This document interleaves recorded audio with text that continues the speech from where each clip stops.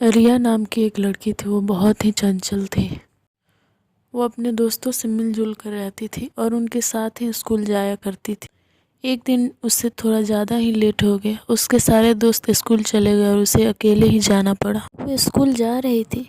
एक पेड़ के नीचे बहुत ही खूबसूरत पेन दिखा, जिसे उसने पेन उठाई और फिर वो स्कूल चली गई।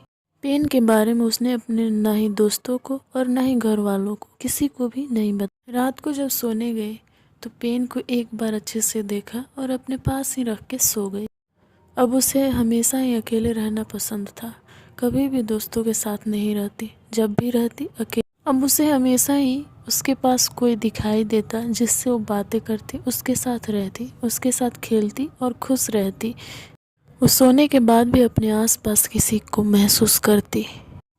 उसके मम्मी पापा भी उसके इस बदलाव से बहुत चिंतित थे। हमेशा ही खिड़की के पास खड़ी रहती और बाहर देखती। किसी को कुछ दिखाई नहीं देता, लेकिन वो बातें करती।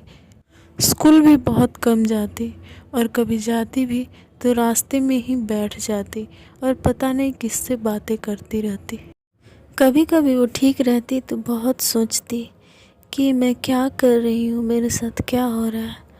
उसने पेन को भी कई बार फेंका, लेकिन पेन फिर से वापस आ जाता।